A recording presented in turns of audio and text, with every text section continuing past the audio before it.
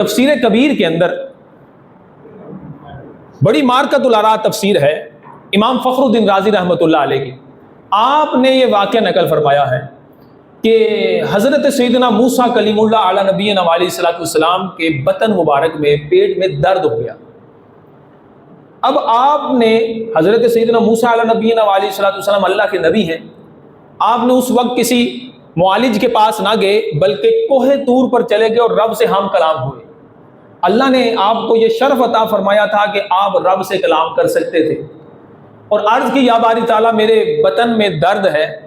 اس کے شفا کی کوئی صورت عطا فرمائیے.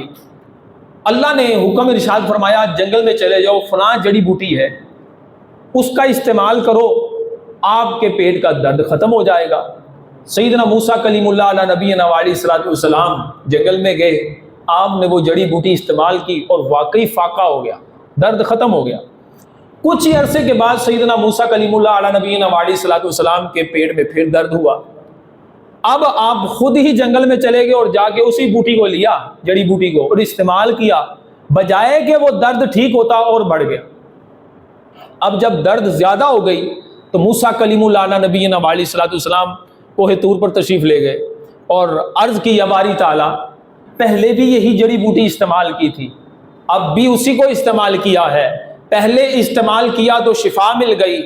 اب کیا ہے تو اضافہ ہو گیا ہے، بیماری میں پریشانی میں اضافہ ہو گیا ہے، یا اللہ یہ کیا ماجرا ہے؟ اللہ تعالیٰ نے موسیٰ کلیم اللہ علیہ نبینا علیہ الصلوۃ والسلام سے مخاطب ہو کر ارشاد فرمایا موسیٰ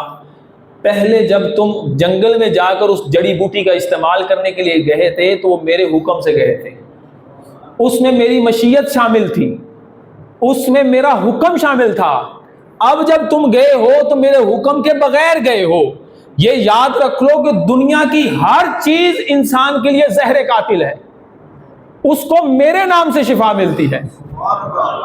اس کو رب کے نام سے شفا ملتی ہے. تو کوئی بھی چیز ہے انسان اگر بندہ سوچ لے نا کہ یہ اللہ کے حکم سے ہی اس نے شفا دینی ہے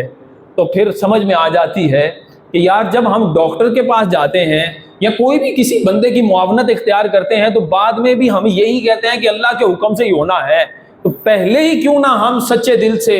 اور پکے دل سے توبہ کر کے رب کے ہی حضور حاضر ہو جائیں، اللہ کا نام لے کر پہلے دعا کر لیں پھر اسباب اختیار کریں.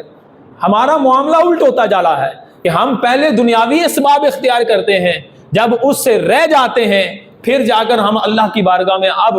رونا شروع کر دیتے ہیں، گریہ زاری کرتے ہیں. تو